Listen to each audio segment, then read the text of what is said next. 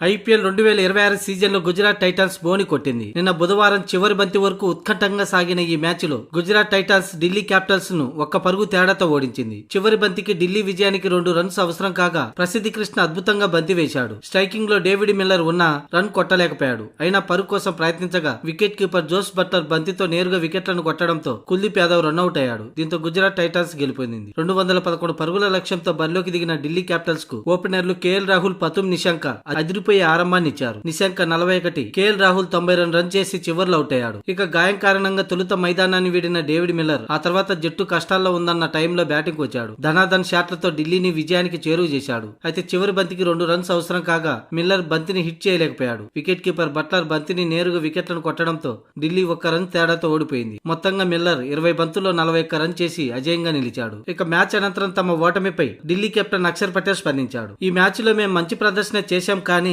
Middle ఓవర్లలో వరుసగా వికెట్లను కోల్పోవటం, ఈజీగా గెలవాల్సిన మ్యాచ్ చివరి వరకు పోరాడి ఓటమి పాలయ్యాం. ఈ లక్ష్య ఛేదంలో తాము మరింత తెలివిగా వ్యవహరించి ఉండాల్సిందని అక్షర్ పటేల్ అన్నాడు. జట్టు 100 పరుగుల తర్వాత వరుసగా 4 వికెట్లను కోల్పోయింది. అలా కీలక సమయాల్లో వికెట్లు పడడం తమ జట్టును దెబ్బతీసిందని, లేకుంటే ముందుగానే మ్యాచ్ ముగించే అవకాశం ఉండేదని అక్షర్ పటేల్ అన్నాడు. అలా వికెట్లను కోల్పోవడంతోనే చివర్లో ఒత్తిడి పెరిగిందని అక్షర్ అన్నాడు. ఇక కేఎల్ రాహుల్ అద్భుతంగా ఆడాడు. పవర్ ప్లేలో లభించిన జోరును ఇన్నింగ్స్ అంతా కొనసాగించాడు. ఓవైపు వికెట్లు పడుతున్న అతను మాత్రం నెట్ రైడర్ తగ్గకుండా జాగ్రత్త పడుతూ ఒంటరి పోరాటం చేశాడు. అలాగే డేవిడ్ మిల్లర్ చేతికి గాయమైన కూడా అతడు అద్భుతంగా పోరాడాడు. అయితే అతను 5వ బంతికి సింగిల్ తీసి ఉంటే టై అయ్యేది. కానీ చివరి బంతికి పరుగులు రాకపోయినా గెలిచే అవకాశాన్ని కోల్పోతుందనే ఉద్దేశంతో అతనే స్ట్రైక్ లో ఉండాల్సి వచ్చిందని, తప్పేమీ లేదని, ఒక్కొక్కసారి చివరి బంతుల్లో ఖచ్చితంగా ఫినిష్ అవ్వవు, అలాంటి బ్యాడ్ టైం ఈ రోజు ఎదురైందని, కాకపోతే మాకు 9వ ఓవర్ నుంచి వరుసగా వికెట్లను కోల్పోయాం, అక్కడే జరగాల్సిన నష్టం జరిగిపోయిందని అక్షర్ పటేల్ పేర్కొన్నాడు.